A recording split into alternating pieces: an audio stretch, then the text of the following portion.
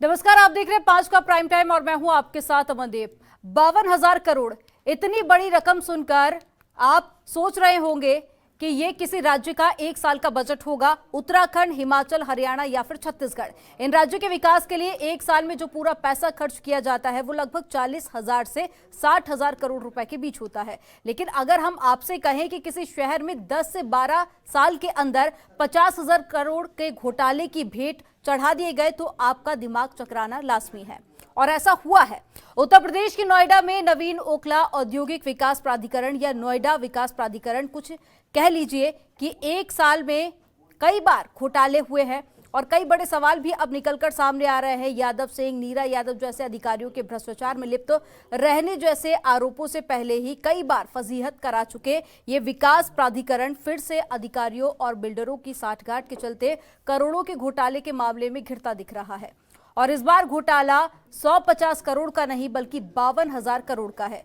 2005 से 2017 के बीच करोड़ों की जमीनों को कौड़ियों के भाव पेश किया गया, तो और उस पैसे की रिकवरी अभी तक नहीं की गई है और स्पोर्ट सिटी के नाम पर जमीन आवंटित की गई, लेकिन 10 साल बाद भी प्राधिकरण को एक धेले की भी कमाई नहीं हुई है। इसके अलावा फार्म हाउस के लिए लैंड डील आधे से कम दामों पर हुई और हाउसिंग सोसाइटियों का तो क्या ही कहना। बड़े बड़े बिल्डरों ने प्राधिकरण के अधिकारियों से मिलीभगत कर जमीन खरीदी और लोगों को सुविधाएं देने के नाम पर इन्वेस्टमेंट भी कराया, लेकिन ना तो लोगों को फ्लैट मिले और ना ही दुकान। और तो और औद्योगिक क्षेत्र के लिए 18% जमीन का आवंटन किया गया, लेकिन इस्तेमाल में सिर्फ 5% ही रह गया, बाकी खाली पड़ी हुई है। और प्राधिकरण ना तो खरीदारों से पैसे की रिकवरी कर पा रहा है और ना ही आम लोगों की गाड़ी कमाई से खरीदी फ्लैट उन्हें दिलवाए जा रहे हैं। चहेतों को जमीन देने के लिए नियमों में ऐसा खेल किया गया कि अथॉरिटी के अधिकारी कुछ रियल एस्टेट कंपनियों पर इतने मेहरबान थे कि भारी बकाये के बावजूद भी करोड़ों की जमीन दी गई।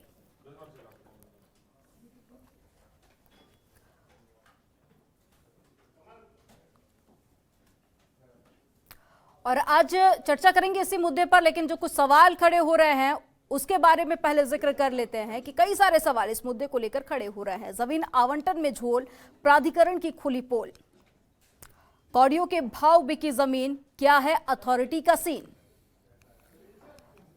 सीएजी की जांच किस किस पर आएगी आज, बड़े बिल्डरों से मिली भगत, करोड़ों की लगाई चपत। और साथ ही सवाल यह भी खड़ा हो रहा है कि सीएजी जांच से अथॉरिटी में बवाल क्यों है, और सीएजी रिपोर्ट से खुलासा, अथॉरिटी या घूस का ठिकाना।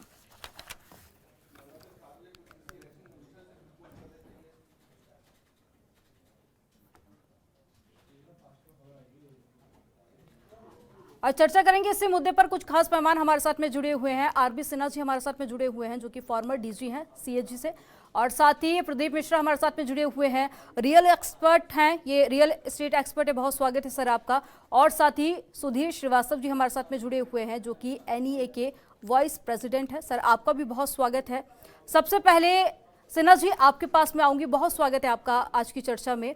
कई पन्नों की रिपोर्ट कैग ने साझा की है, जिसको लेकर कई सारे अधिकारियों पर और बिल्डरों पर भी सवालिया निशान खड़े हो रहे हैं। वो एक टेक्निकल भाषा है, लेकिन आम बोलचाल की भाषा में अगर हम इस रिपोर्ट को समझना चाहें तो कैसे समझा जा सकता है?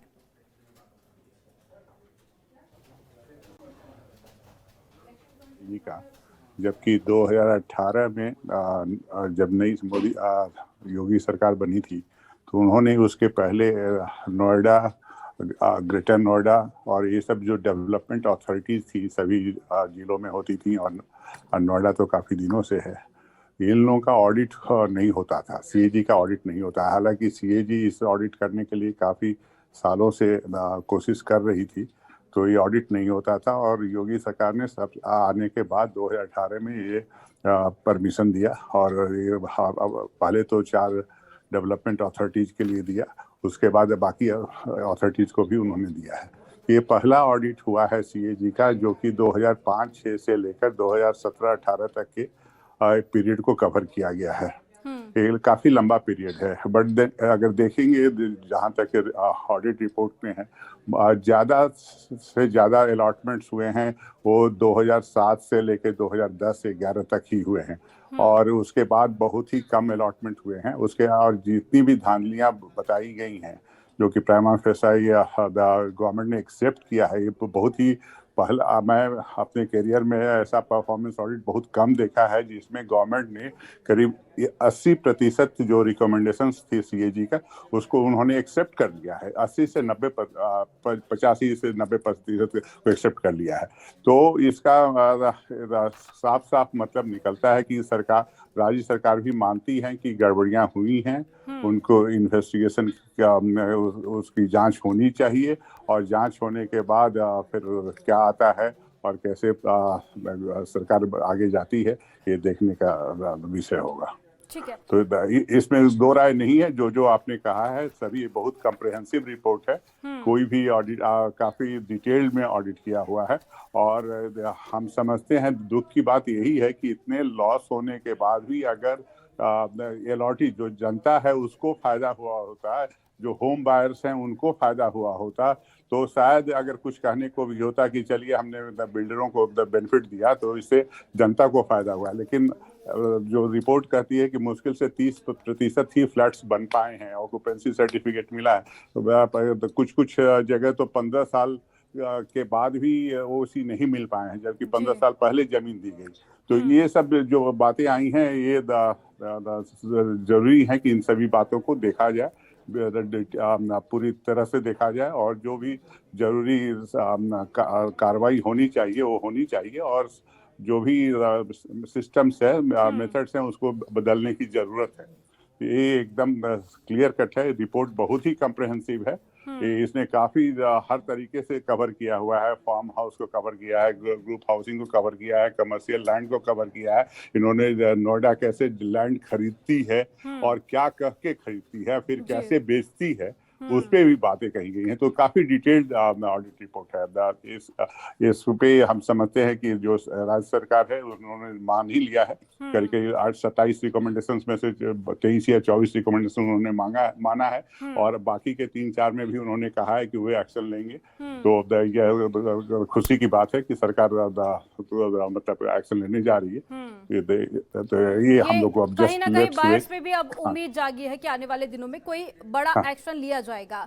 प्रदीप जी, आपसे मैं ये समझना चाहूंगी कि खरीदने से लेकर बेचने तक एक बड़ी धांधली हुई है, एक भारी भ्रष्टाचार हुआ है, 52,000 करोड़ रुपए की बंदरबाट हुई है। इस पूरी प्रक्रिया को कैसे अंजाम दिया जाता है, खरीदारी से लेकर बेचने तक किस तरह से भ्रष्टाचार हुआ है, किस तरह से आप हमारे दर्शकों को समझाएंगे?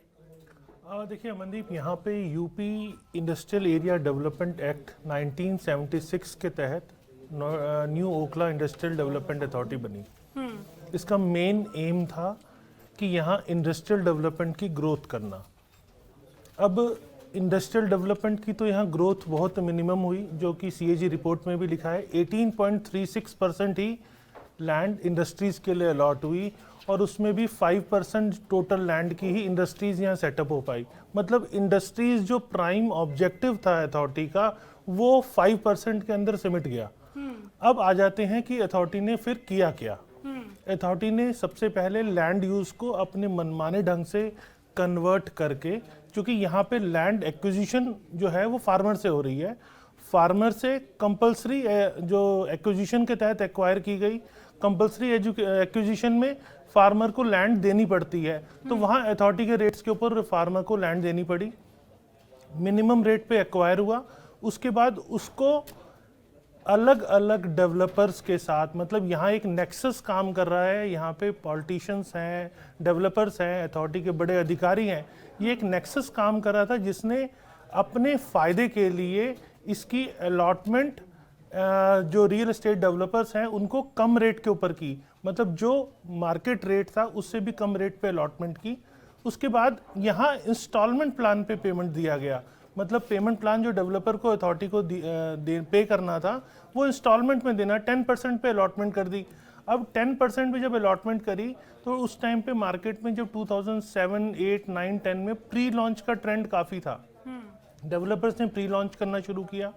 10% अथॉरिटी को दिया और सेल प्राइस का 30 से 40% काम शुरू होने से पहले बायर से ले लिया। उस पैसे को उठा के 4 और नए प्रोजेक्ट ले लिए।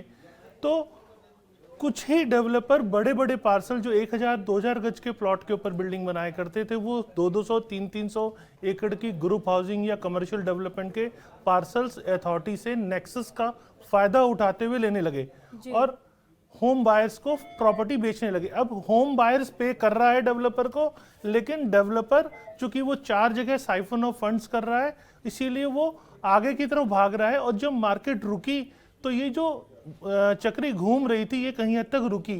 तो अब यहाँ पे डेवलपर अथॉरिटी को पे नहीं कर पा रहा था, उसने रीशेड्यूल कराया, अगेन रीशेड्यूल कराया, फिर रीशेड्यूल कराया। तो इंटरेस्ट पे इंटरेस्ट चलता गया, लेकिन अथॉरिटी की पेमेंट्स नहीं हुई।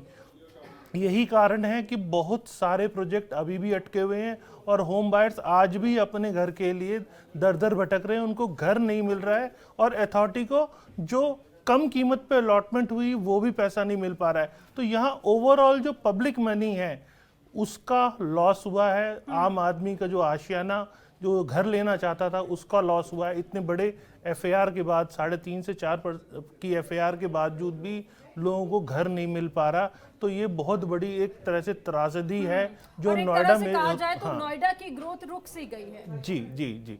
आगे भी मैं आपसे सवाल लूंगी और सुधीर जी आपके पास में आऊंगी कि अभी तक जो भी कहानी निकलकर सामने आई है उसमें अथॉरिटी को जिम्मेदार माना जा रहा है, लेकिन देखिए बड़ा सवाल एक ये भी है कि इससे पहले भी कई बार एक्शन लिया गया है, कई बार कई अधिकारियों को बर्खास्तगी उनकी भी की गई है, लेकिन बार बार इस हद तक जो भ्रष्टाचार निकलकर सामने आ रहा है 52,000 करोड़ रुपए का यहाँ पर एक तरह से घोटाला ही किया गया है। क्या कहना चाहेंगे आप?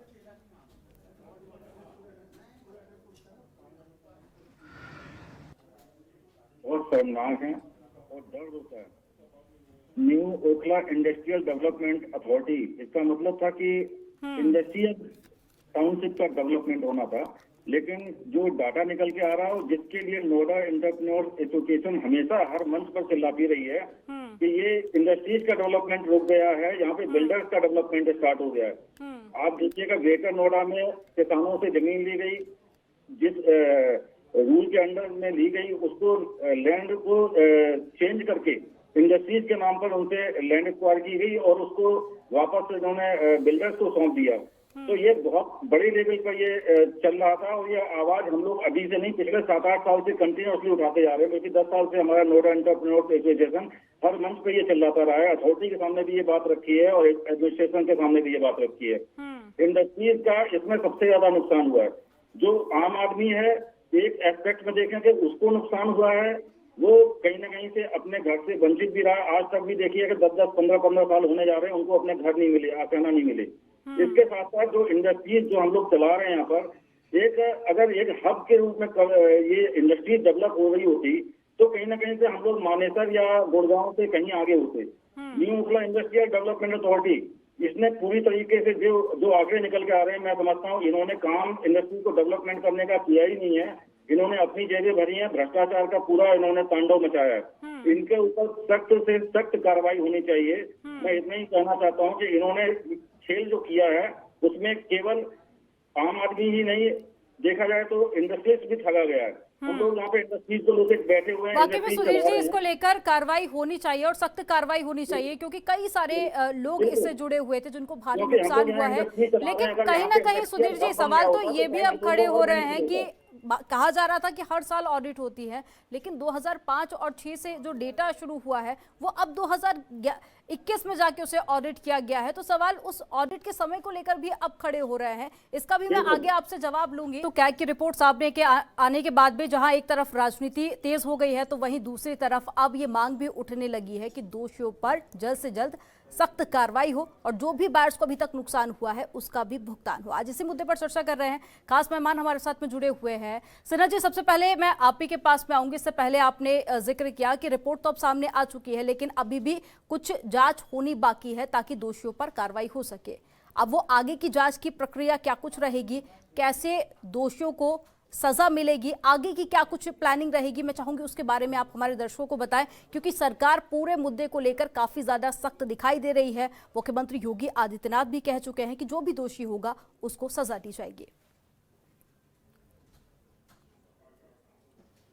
सरकार पे निर्भर करती है कि वो किसी बाहरी एजेंसी से जांच करवाती है या अपनी एजेंसी से जांच कराती है। इस पे सीबीआई का भी रिक्वेस्ट किया जा सकता है और स्टेट एजेंसीज का भी रिक्वेस्ट हो सकता है, क्योंकि जो प्रोसिक्यूशन होगा वो तो यही पुलिस की एजेंसी ही करेंगी, या तो सीबीआई करेगी या तो स्टेट की सीआईडी करेगी या स्टेट के पुलिस करे।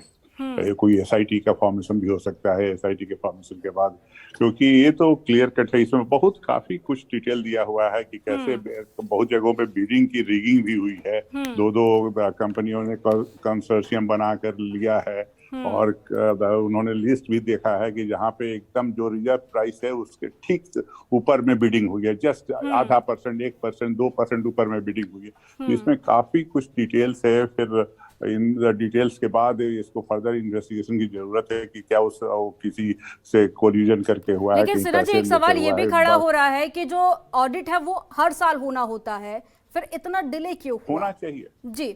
इसको लेकर भी सवाल खड़े हो रहे हैं। अब देखिए 2005 में और 6 में जो अधिकारी थे उनमें से कई सारे ऐसे हैं जिनका ट्रांसफर हो चुका है, कई सारे ऐसे बिल्डर्स भी हैं। तो अब यहाँ पर यह भी सवाल खड़ा हो रहा है कि अब उन दोषियों को सजा देना कितना चुनौतीपूर्ण साबित होगा।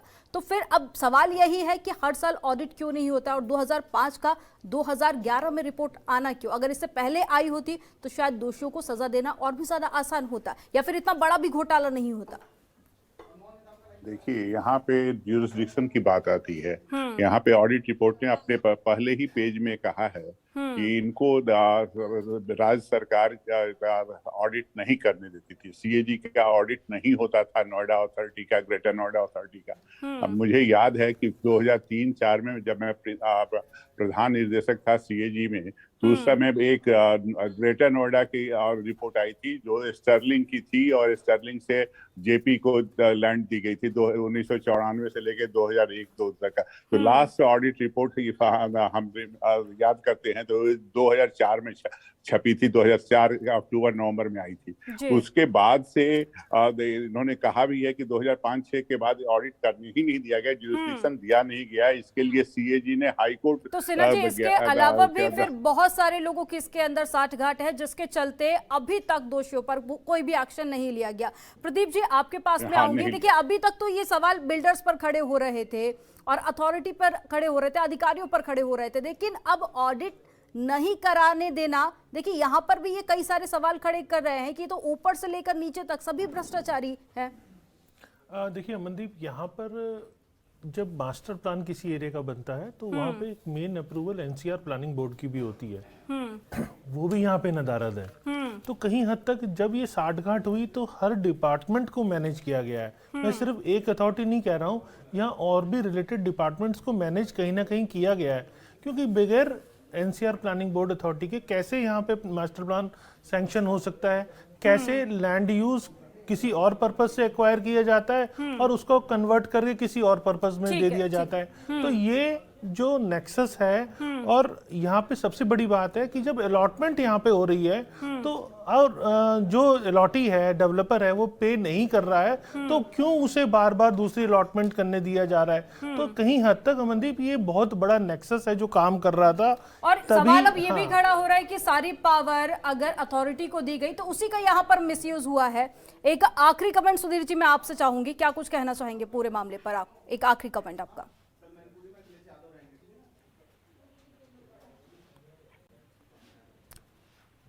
सुधीर जी, मेरी आवाज आप तक पहुंच पा रही है? सुधीर जी से संपर्क टूट गया है। आप सभी मेहमानों का हमारे साथ में जुड़ने के लिए बहुत शुक्रिया।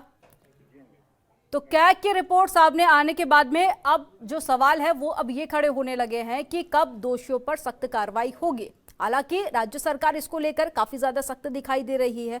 कहीं ना कहीं ये जो पूरा मामला है वो अब राजनीतिक रूप भी ले चुका है। अब ये देखना काफी ज्यादा अहम होगा कि क्या कार्रवाई होगी, और साथ ही इसे सत्र में भी पेश करने की मांग की जा रही है कि रिपोर्ट को विधानसभा के शीतकालीन सत्र में पेश किया जाएगा। अब सवाल यही है कि क्या कार्रवाई होती है और किन किन अधिकारियों पर गाज गिरती है। फिलहाल इस डिबेट में इतना ही। आप देखते रहिए जनतंत्र TV.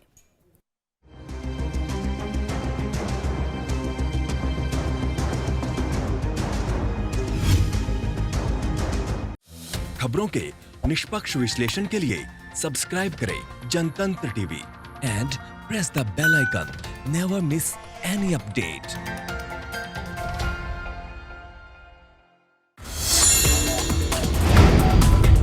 Download the Janatantra TV app, available on Google Play and App Store.